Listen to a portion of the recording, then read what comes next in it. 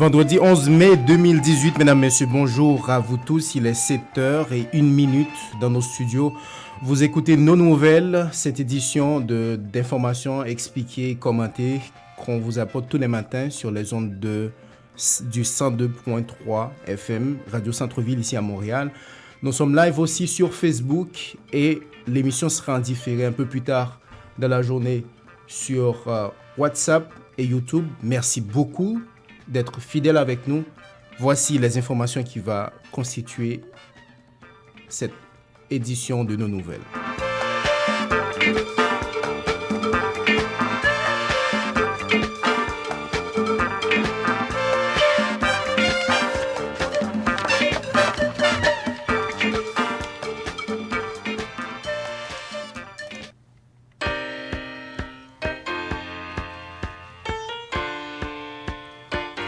Sur le plan local, on va vous parler de la diversité en politique. La diversité politiquement correcte, c'est le thème d'une conférence qui va être organisée ici à Montréal par l'organisation Mon Nouveau Bercail. Cette activité aura lieu le 9 juin 2018 et vise justement à sensibiliser les professionnels issus de la diversité à s'impliquer davantage dans la politique. C'est quoi cette affaire? C'est quoi l'objectif? Qu'est-ce qui va être le contenu de cette activité? Restez avec nous pour les détails. Sachez aussi que le pasteur Wilner Caillot annonce pour le 3 juin prochain le lancement officiel de Debout pour la dignité.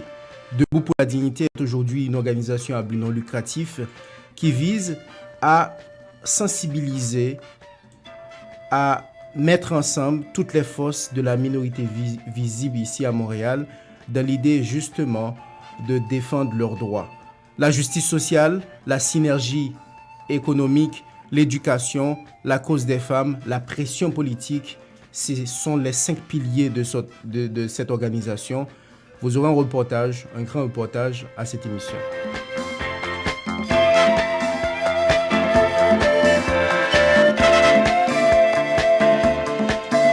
En Haïti, on parlera justement encore une fois de cette situation, de cette réalité où il y a possibilité de voir augmenter les prix de l'essence à la pompe.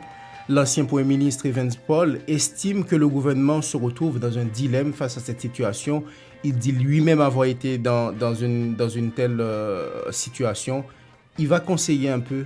Il pense qu'on devait trouver une bonne formule pour gérer cette réalité. Et puis, sachez que, assez bizarre que cela puisse paraître, près de 3 millions d'Haïtiens n'ont pas acte de naissance. C'est le directeur général même des Archives nationales qui l'a confirmé. Jean-Wilfried Bertrand a toutefois annoncé certaines mesures qui vont être prises pour pour corriger cette situation.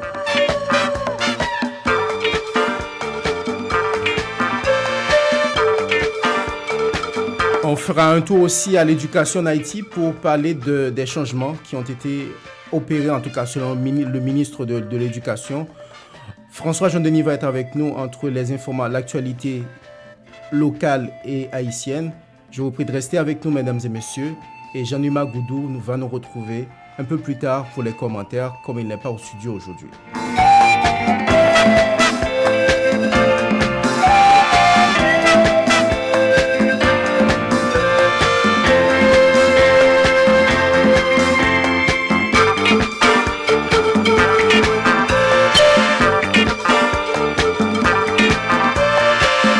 Les nouvelles d'Haïti, les nouvelles des Haïtiens de Montréal. InTexto vous les apporte tous les matins. En audio, en texte, en images, sur 4 plateformes. En direct et en simultané sur le 102.3 FM, Radio Centre-Ville, intexto.ca, sur Facebook et en différé sur WhatsApp.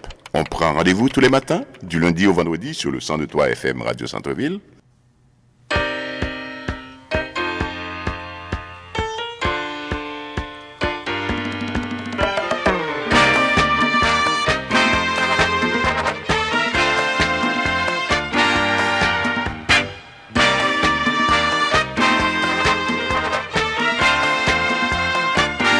Encore une fois, merci d'être fidèle à cette émission. Comme on l'avait annoncé, sachez que la diversité en politique c'est ce qu'on va parler pour commencer cette émission. La diversité est politiquement correcte est le thème d'une conférence débat organisée par l'organisation Mon Nouveau Bercail. Cette activité aura lieu le 9 juin prochain à Montréal. Elle vise à sensibiliser justement les professionnels issus de la diversité à s'impliquer davantage en politique. Mais tout d'abord, Mon Nouveau Bercail, c'est quoi au juste? Qu'est-ce que cela fait dans la vie? Jean-Numa Goudou a discuté avec Gabens Jean, qui est le directeur de cette organisation, de cet organisme à but non lucratif. Il va nous apporter des précisions sur ça. Oui, en fait, Mon Nouveau Bercail, c'est un organisme qui, à but non lucratif, qui accompagne les nouveaux arrivants dans leur processus d'installation ici au Québec dans les 18 premiers mois de leur arrivée au pays. Alors, qu'est-ce qu'on fait? On donne un service de référencement. On les accompagne dans tout le processus, que ce soit pour trouver un logement ou pour trouver une école, une garderie, etc. Ceux qui veulent retourner aux études aussi. Et puis, à part de ça, étant donné que quand les nouveaux arrivants sortent de l'aéroport et qu'ils cherchent un logement, après, il faut le meubler. Des fois, il y a des gens qui arrivent dans des situations, disons, pas tous les mêmes. Alors, il y en a qui ont besoin d'aide. Alors, nous, on fait un service comme d'accompagnement en termes d'ameublement. On donne tout pour la maison.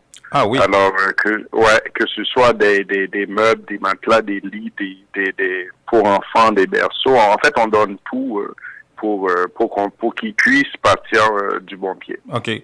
Vous avez eu alors beaucoup de demandeurs d'asile chez vous? En fait, en 2017, on a eu pas mal de demandes parce que qu'est-ce qui arrive, c'est que dans notre mission première, et on reçoit les résidents permanents, les étudiants, etc. Mais la catégorie des demandeurs d'asile ou des réfugiés était prise par soit Praïda ou le gouvernement.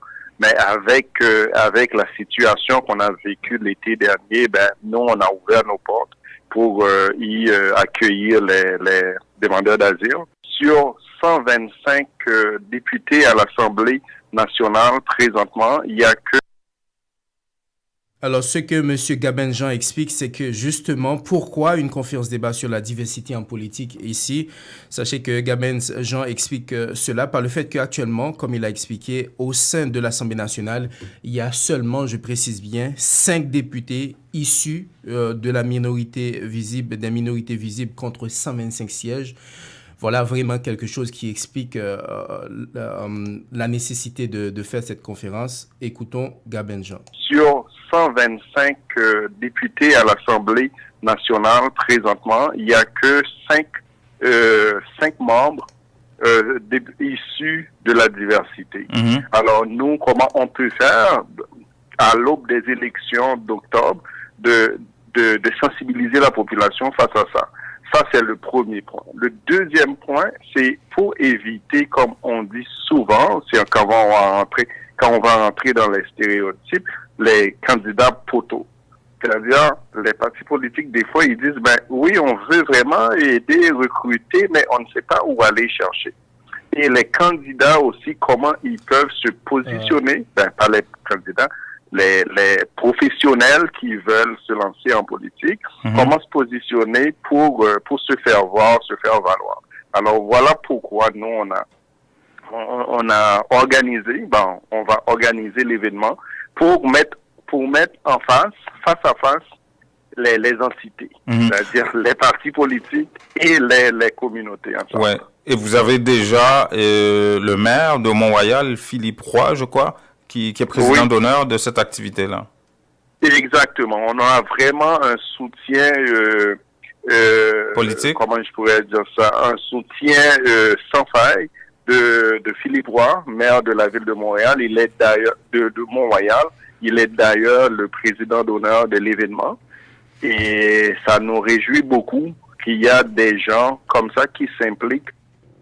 Lors de la conférence débat, des représentants des 4 principaux partis politiques au Québec seront présents pour répondre justement aux questions des personnes venant de la diversité.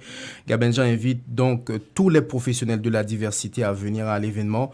Il précise également l'adresse où se trouve, où va se dérouler cette activité. Écoutons, mesdames et messieurs, une dernière fois Gabenjan qui apporte des précisions.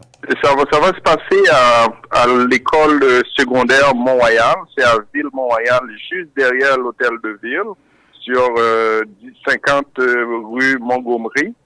C'est le samedi 9 juin prochain. C'est toute une journée de 9h à 4h.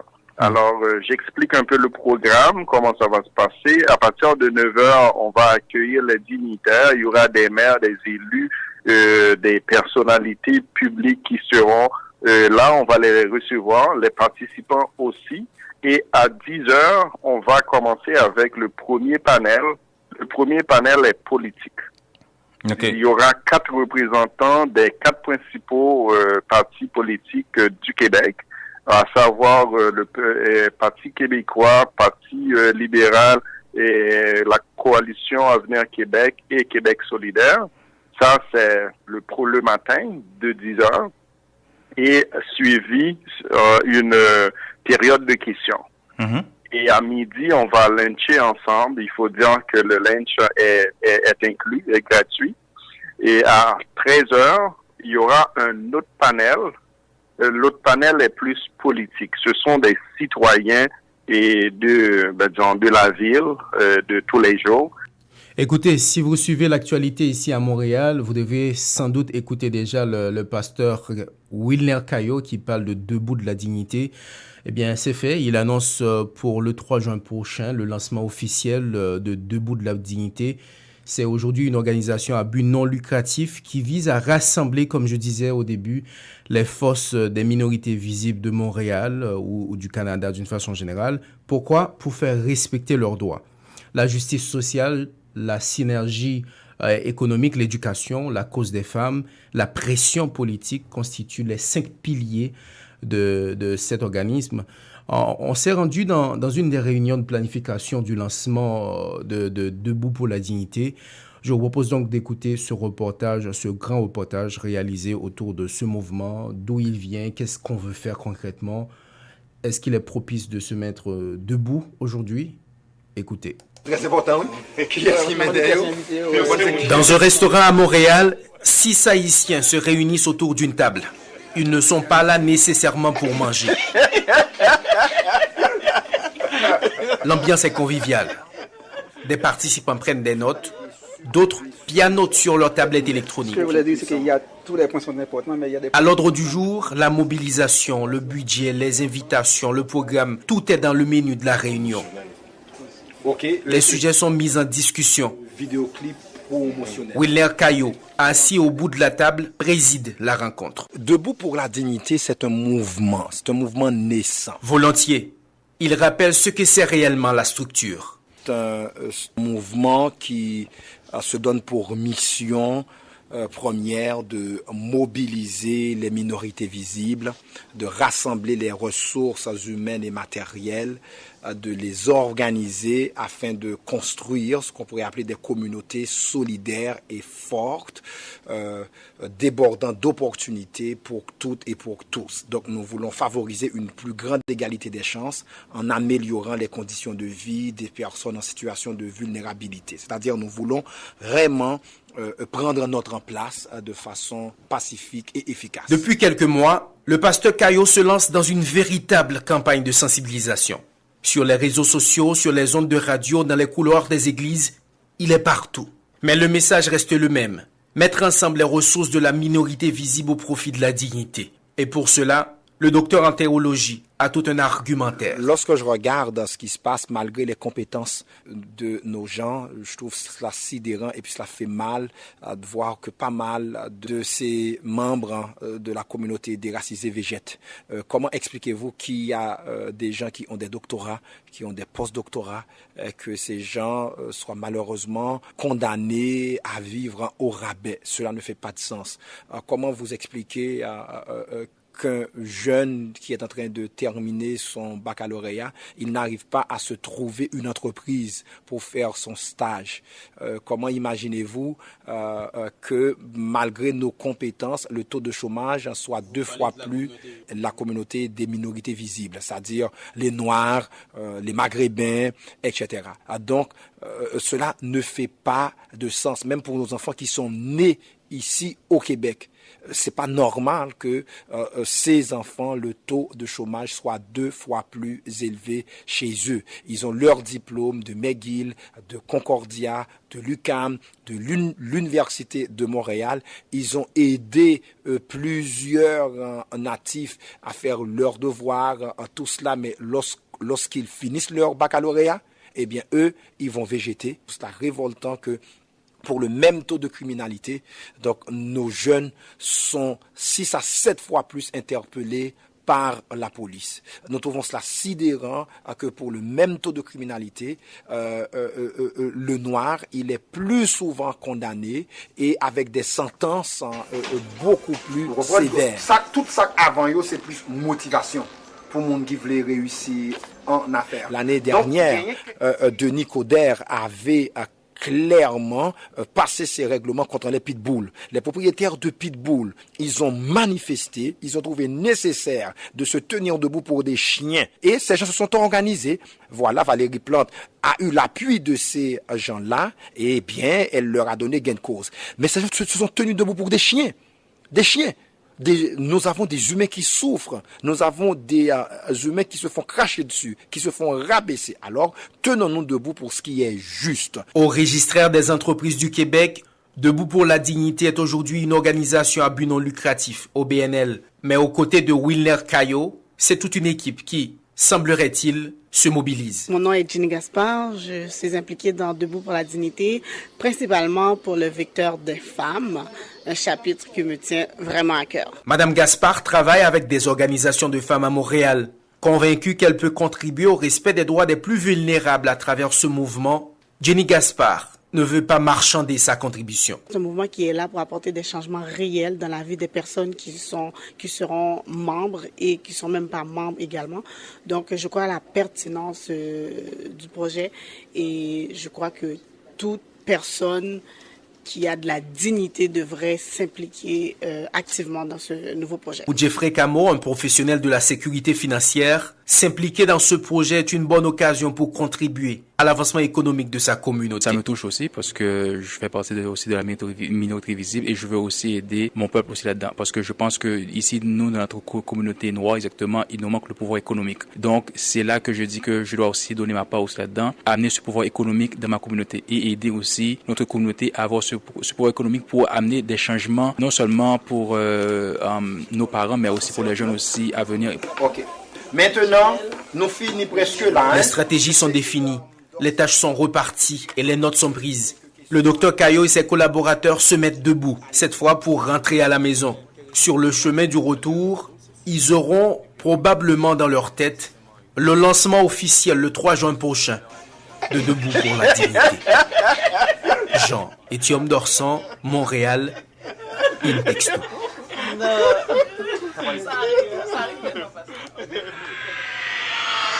Tout sur l'immigration. Tout avec François Jean Denis.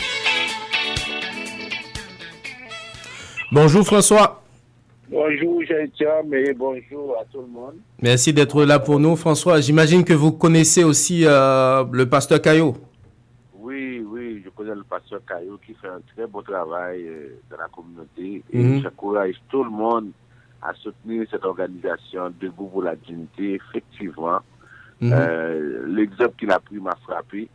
Les gens se sont mobilisés pour avoir un accord pour les chiens pitbull. Ouais. C'est-à-dire que nous, les humains, nous faisons traiter de n'importe quelle façon et par tous les partis politiques confondus.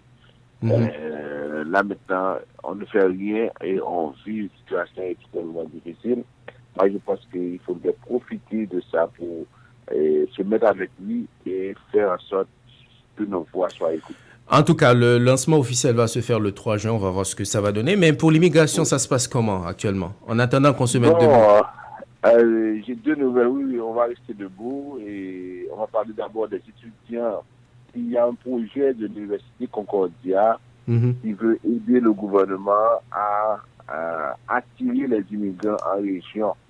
Avec les études postsecondaires, ça veut dire qu'on est en train de mettre des programmes pour la mobilité étudiante et on veut à ce moment-là les inciter à rester en région parce qu'on se plaint que les gens restent à Montréal, les gens ne veulent pas aller en région. On dit à partir de ces programmes, les étudiants étrangers seront sur place. Par exemple, là, il y a l'université et le cégep de Rimouski, le cégep de Matane, qui ont organisé, par exemple, ces programmes-là. Alors, on dit qu'on est en mesure, avec presque 400-500 étudiants qu'on reçoit chaque année, si maintenant on les incite à rester en région, ça va être un gain pour la région. Alors, c'est pourquoi on a lancé ce programme-là. Mais c'est quoi au juste le constat? Il manque d'étudiants en région ou il manque des travailleurs? Ça se passe comment globalement? Il manque de travailleurs en région. On ne sait pas comment les attirer. Les attirer. Alors, ce qu'on fait, puisque lorsque la personne arrive ici, aucun gouvernement ne peut la contraindre à aller dans une ville ou dans une région. Dès qu'on est résident permanent, on est étudiant étranger. Si on est étudiant étranger, on va à telle école. Après ce programme-là, on n'est pas obligé de rester dans cette région. On peut faire sa demande de résidence permanente et puis aller partout, n'importe où. Okay? Alors, ça veut dire que là, on trouve que dans les régions, il n'y a pas assez de main-d'œuvre. On se plaint de la pénurie de main-d'œuvre. Alors, on met sur pied un programme. D'abord, ça commence avec les étudiants étrangers, parce qu'il y a des études qui sont réalisées. On avait proposé de régionaliser l'immigration. Ça veut dire que d'envoyer les immigrants dans la région, ça, ce serait une bonne idée. Il y a des études qui ont proposé ça, mais c'est sûr qu'avec la Charte canadienne des droits et libertés qui prévoit que la personne peut habiter n'importe où elle veut, là, on ne peut pas arriver le contraindre. Oui. Mais on est à quelle phase là? On en parle ou il y a des choses concrètes qui ont été faites là-dessus? Il y a le cégep de Matane, il y a le cégep de Rimouski, qui les deux ont à peu près 705 étudiants étrangers. Alors, ce qu'ils sont en train de faire, c'est en train de les inviter à rester au pays, à rester dans ces régions-là. Et c'est un programme qui devrait s'étendre sur l'ensemble des 17 régions de la province du Québec. OK, on va voir ça. Oui. Ensuite, l'autre chose, c'est le programme des investisseurs étrangers. Alors, ça vous fait de l'actualité parce que c'est un programme où des personnes qui se disent investisseurs et tout ça, ces gens-là arrivent au Québec. Alors, il faut dire qu'au niveau fédéral, ce programme a été fermé en 2012 par M. Harper. Ouais. Les gens arrivent ici, ils disent que nous sommes des investisseurs. Ils mettent un montant pendant 5 ans dans les banques, surtout des banques comme Desjardins, la Banque nationale, et ils devaient rester ici pour investir. Mais on constate que sur 54 000 personnes qui ont bénéficié de ce programme-là, seulement 10% de ces gens sont restés au Québec. OK. Mais ils sont partis où? Ils ont laissé totalement le Canada ou ils se sont rendus dans les autres provinces? Ils sont allés en Colombie-Britannique, à Toronto. Ça veut dire que finalement, on dit que le Québec ne gagne absolument rien.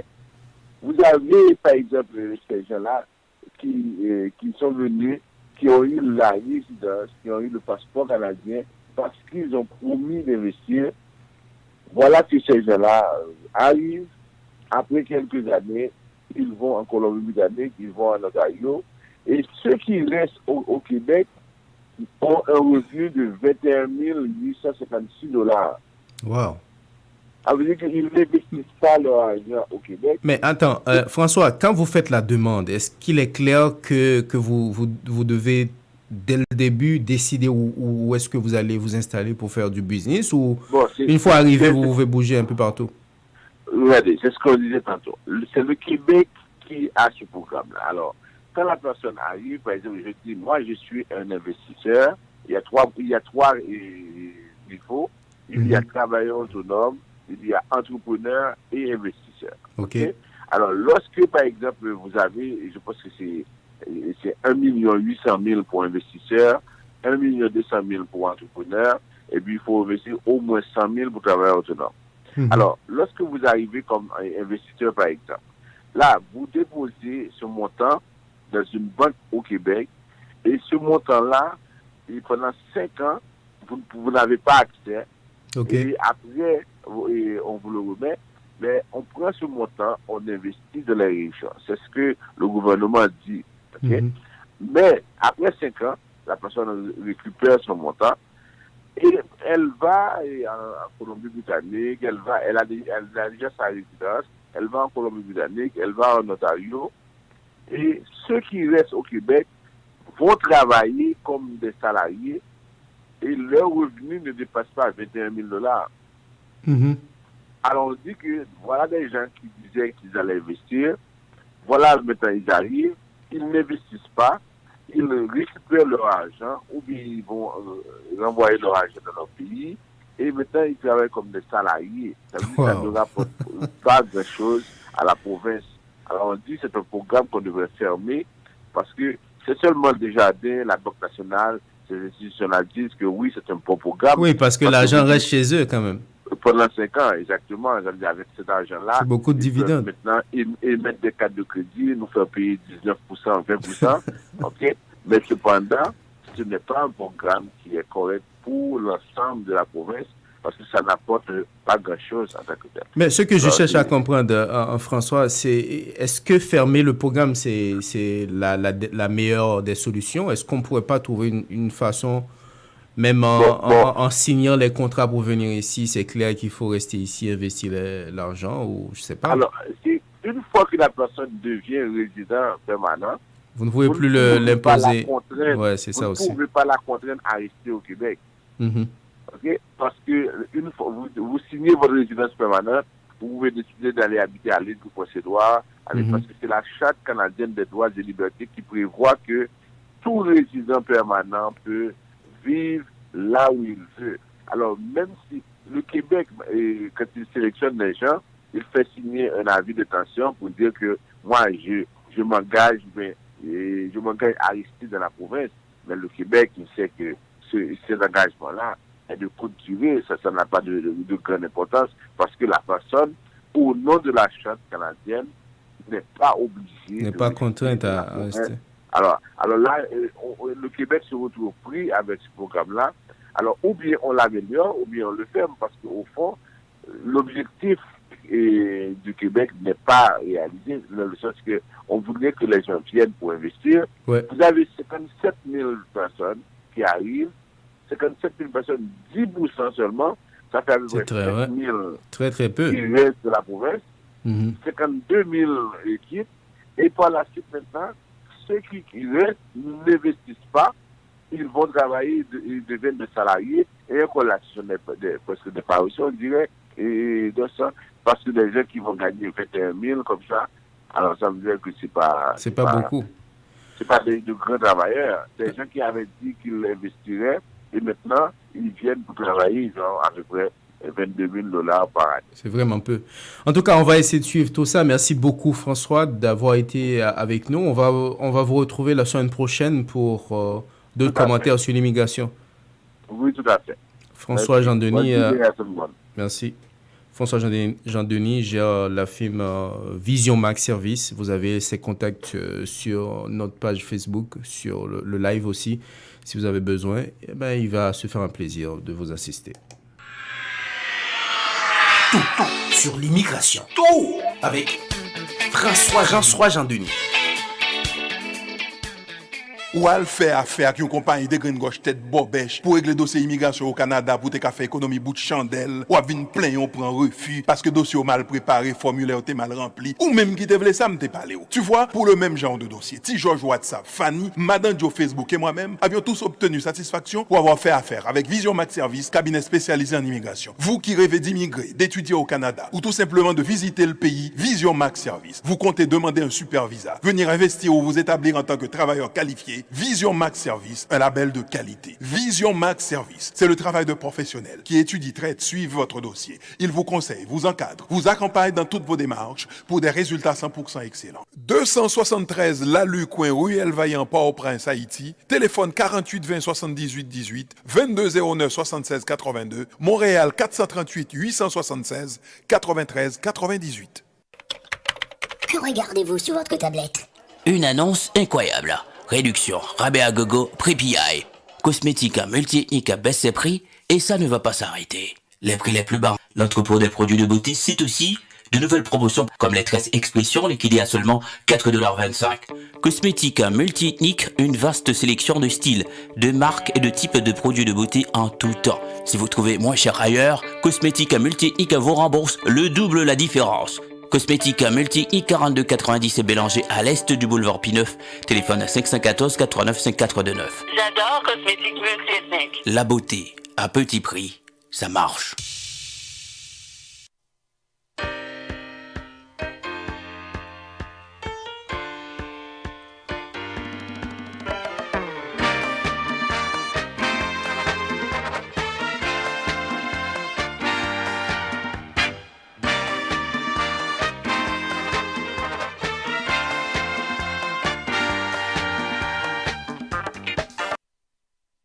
Il y a 3 millions de monde qui vont magistère.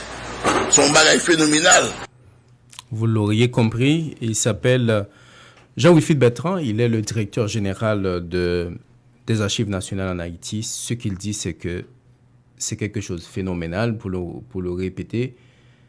Il y a 3 millions de personnes en Haïti qui n'ont pas d'acte de naissance. On est en 2018. Mais ce que M. Bertrand a aussi à expliquer, c'est qu'il y aurait tout un ensemble de programmes pour apporter des solutions à cette réalité.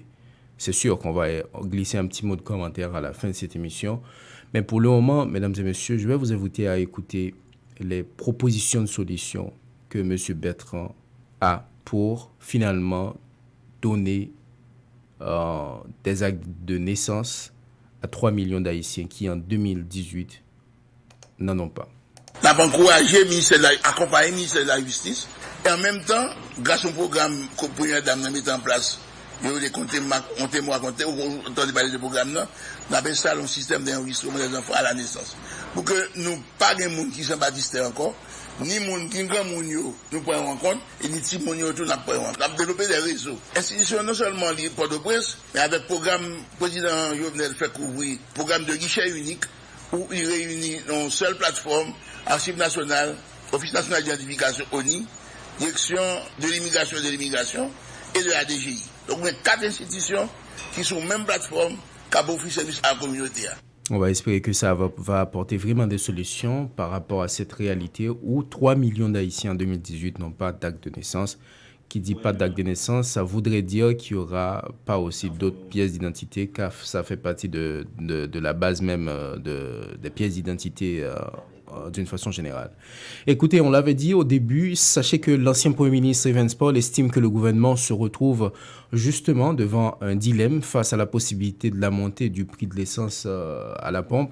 Evans Paul souhaite que les autorités haïtiennes fassent le bon choix. Vous allez l'écouter lui-même. Il dit avoir été lui-même dans cette situation comme Premier ministre.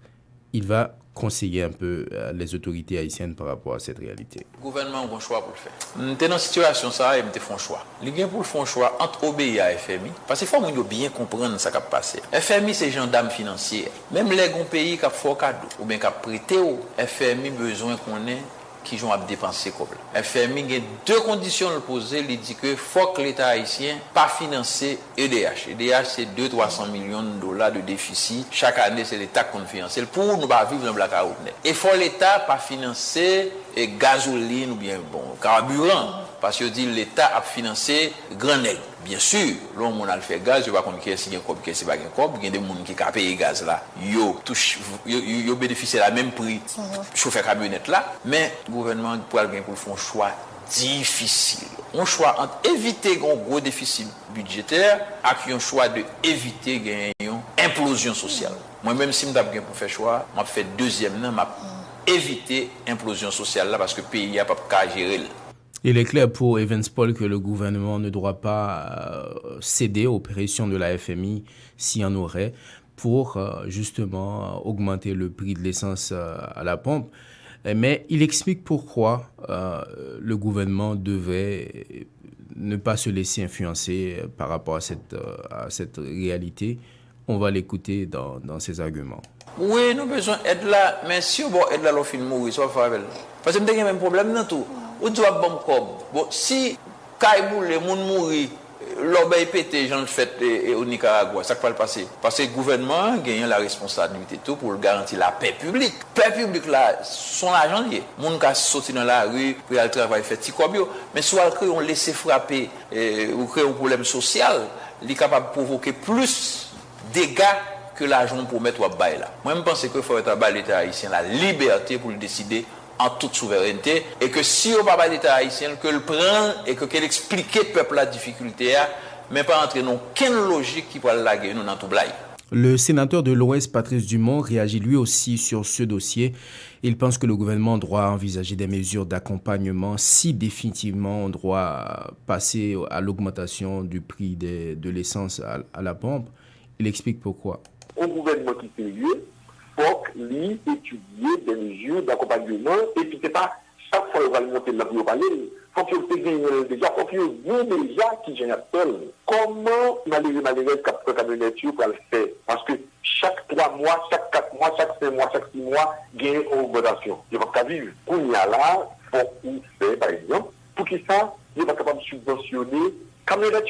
Donc, comment ça capable de faire? Pour qu'il ça, il n'est pas capable de subventionner côté qui gagne plus de monde qui travaille. C'est comme ça seulement que n'a évité qu'il y ait grogne dans le pays et puis gros gens que d'exprimer le grogne fâché c'est que pour constater que le peuple n'a pas bien avec l'État. Il y a une précaution pour le ministre des Finances c'est pour le fait qu'on est mois dernier, ou bien il y a 2 mois, ou bien il y a 3 mois, gaz a pu descendre et puis descendre brillamment. Parce que l'État capable seulement de monter seulement. Et Patrice Dumont essaie justement d'expliquer qu'il y a tout un système de communication qui doit être établi entre les autorités haïtiennes et le peuple, notamment sur ces dossiers-là. Comme ça va faciliter un peu, comme je dis, la communication. On va faire un tour maintenant pour parler, on va faire un tour dans l'éducation en Haïti. Sachez que Pierre-Josué Agénor-Cadet, le ministre de l'Éducation et de la formation professionnelle, parle déjà de certaines améliorations dans des problèmes spécifiques à l'éducation en Haïti. On parle justement des professeurs qui n'ont pas été touchés ou qui n'ont pas eu de contrat depuis des années. Là-dessus, M. Agénor estime que des avancées ont été faites. Les contrats ont été envoyés à qui de droit pour que ces professeurs-là puissent avoir leur paix. On va l'écouter par rapport à ce qu'il appelle des améliorations dans le système. Là, nous, on est comme nous. Nous devons dénoncer des problèmes dépendants en tant que faire, problèmes de paiement, problèmes de contrat, et nous résoudre toutes. OK? Année ça, pour l'année 2017-2018, eh bien, tout contrat, il y avait 2 professeurs qui ont été faits. Nous déjà, un contrat avec tous les 22. Contrat, on est signé par moi-même avec eux, et contrat, on est acheminé dans le voyage, arrivé dans le primatif. Depuis le 15 mars, Primati a acheminé tout contrat dans le cours des comptes qui est déjà retourné, qui a le budget vraiment. Nous commerçants CFF, ni étudiants qui ont manifesté dans la rue de manière anarchique, nous connaissons très bien que le ministère de l'Éducation nationale prend engagement, même gens avec l'administration de la potence qui dit que nous avons besoin de livres dans le système éducatif là, la portée correction même. Voilà, M. Cadet qui explique avoir pris des décisions pour améliorer la situation.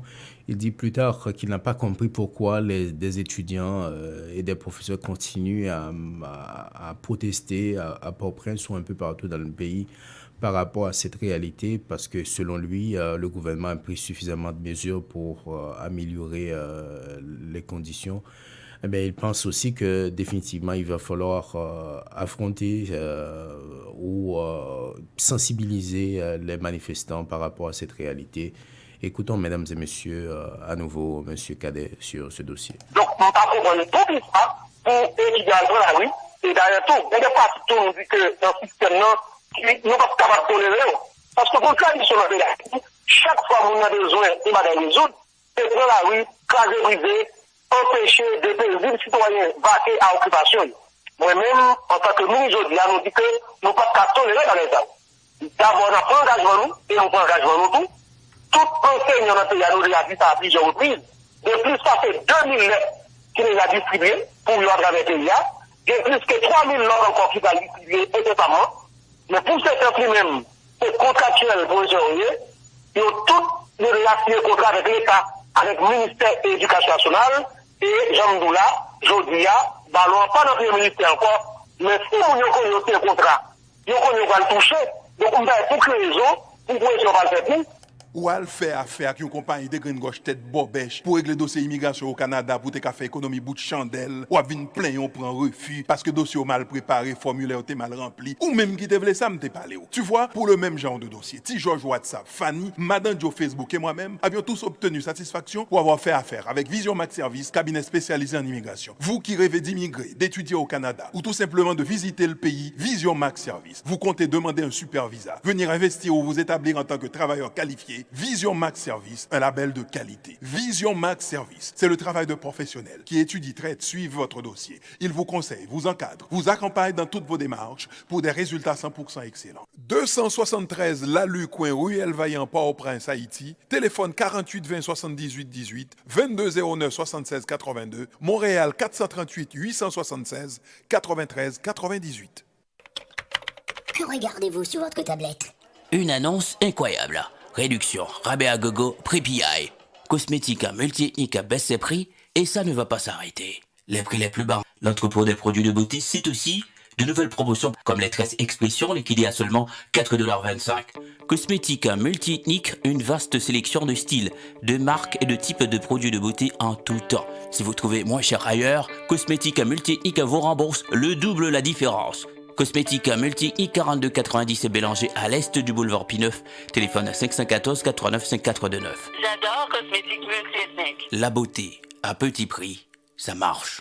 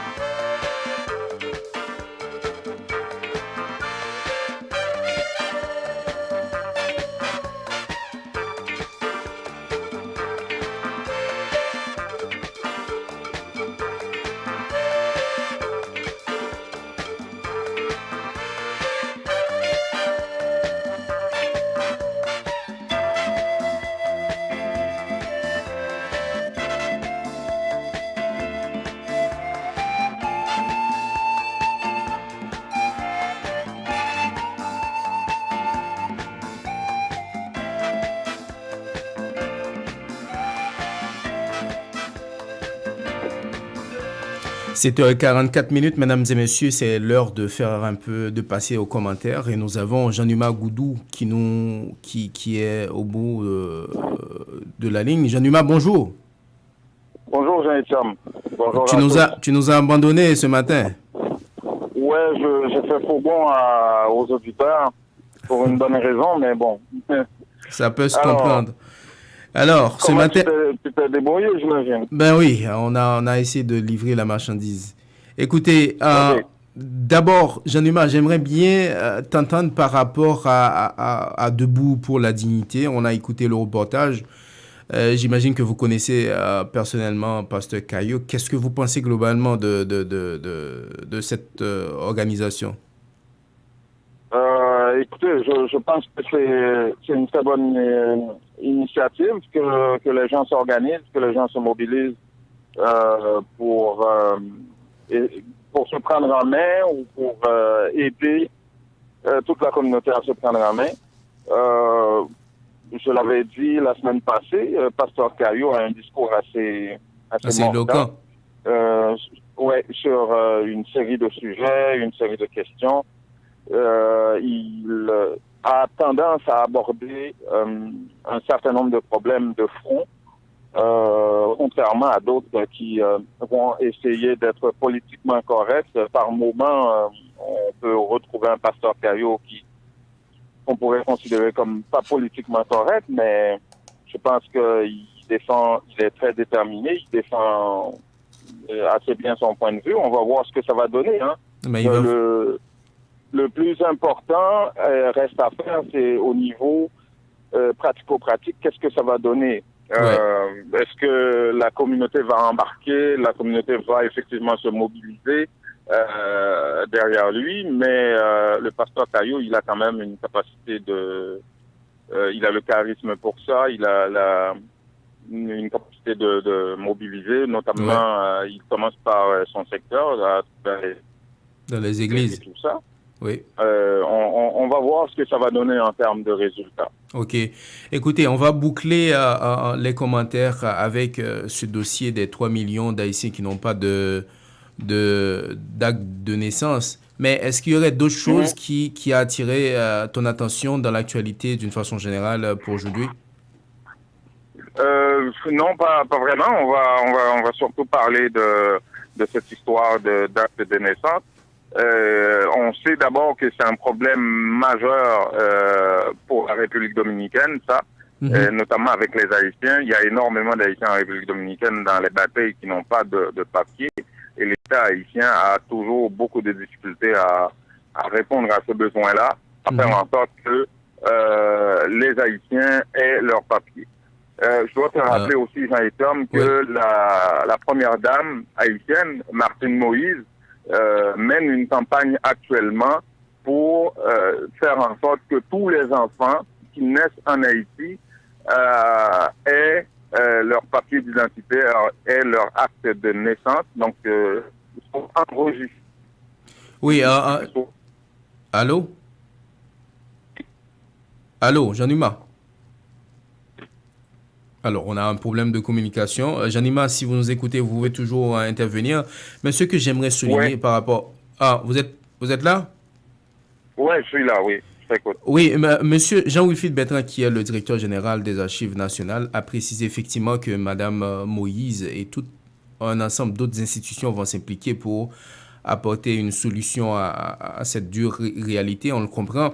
Mais par contre, j'ai pas mal de questionnements par rapport à cette réalité. La première chose que j'aimerais signaler, c'est que monsieur Jean-Wilfried Bertrand n'est pas nouveau aux Archives nationales. Donc, il devait... de la vieille, oui. Ben oui, mais j'imagine que c'est pas d'un coup qu'on a 3 millions. Donc, le problème a toujours été comme ça. Qu'est-ce qui a été fait dans le passé? Est-ce qu'on savait qu'il y avait tout ce monde-là, ce beau monde-là qui n'avait pas d'acte de naissance? C'est la première question que je me pose. Pourquoi c'est maintenant que monsieur Bertrand vient nous expliquer qu'il y a 3 millions d'Haïtiens qui n'ont pas d'acte de naissance, alors qu'en principe, il devait être au courant de ça? Est-ce qu'il y aurait des décisions prises dans le passé pour solutionner ça? Ça, c'est le premier questionnement que j'ai. Les données étaient toujours là, sauf que c'était pas public. Probablement, il y a une volonté politique du gouvernement actuel de rendre ça public et de faire en sorte que tous les Haïtiens soient enregistrés et aient leur acte de naissance et soient reconnus quelque part par l'État haïtien. Mais je crois que c'est pas une nouvelle qui nous est tombée sur la tête comme ça. C'est clair. Depuis des années, ça traîne, l'information était là, sauf que on ne le savait pas. Une autre chose qui m'a un peu intrigué, c'est le nombre. C'est pas une dizaine, une centaine, c'est 3 millions. 3 millions représentent beaucoup quand même de la population haïtienne qui n'ont pas d'acte de naissance. Bon, moi, 3 millions, c'est beaucoup en 2018. Ouais. 3 millions, vraiment, c'est beaucoup en 2018. Moi, je me dis, écoutez, je suis pas né à Port-au-Prince, ni dans une grande ville, là, ou même dans une commune reconnue, un comté électoral ou quoi que ce soit. Je suis né dans un petit village sans nom. dans les années 70 et j'avais mon acte de naissance, dès ma naissance. Mais en 2018, je comprends pas comment est-ce qu'on fait dans ce pays-là encore pour que 3 millions d'Haïtiens n'aient pas d'acte de naissance. Je ne comprends pas. C'est pas une question on n'a pas réussi à atteindre des villages enclavés. Mais on est au courant de tout là. Et puis il peut pas y avoir au moins 3 millions de personnes qui vivent dans des petits villages ou des quartiers enclavés en Haïti où difficile d'accès et qu'on ne peut pas aller faire un acte de naissance. Moi, je suis né dans la 4e section communale de Torbec, imaginez. Donc, il fallait marcher 5-6 heures là pour aller faire un acte de naissance, mais mes parents l'ont fait. Comment ça, en 2018, il y en a autant? Et c'est justement l'un des points que j'avais souligné. D'abord, il faut rappeler que avoir un acte de naissance, c'est un droit fondamental. C'est pas... c'est un minimum. C'est un minimum. Ça, c'est la première des choses. En 2018, pourquoi ne pas mettre... C'est pas un grand investissement qu'on doit faire en termes de technologie. Ça prend une base de données sécurisée, un ordi, quelqu'un qui peut rentrer les données rapidement, on peut faire ça. Et puis, la base de données est disponible pour les institutions partenaires ou qui ont besoin de ces informations-là, la DGI, etc., etc. C'est pas quelque chose qui devait être vraiment compliqué pour mettre en place ça. Oui, mais est-ce que la question que je me pose, est-ce que ces actes de naissance-là ne sont pas retraçables ou ne sont pas retracés au niveau des archives nationales? Parce qu'il y a ça aussi. Assez souvent, est-ce que la plupart de ces actes de naissance ont été déchirés, perdus ou quoi que ce soit? Je ne sais pas. Parce que assez souvent, il y a des gens qui sont obligés d'aller aux archives nationales pour faire ce qu'on appelle des extraits d'archives. Il va falloir que les autorités nous expliquent ça. Balancer des chiffres de 3 millions de personnes comme ça qui n'ont pas d'acte de naissance en Haïti, il va falloir décortiquer ça et nous l'expliquer parce que c'est inconcevable en 2018. Ouais, c'est ça.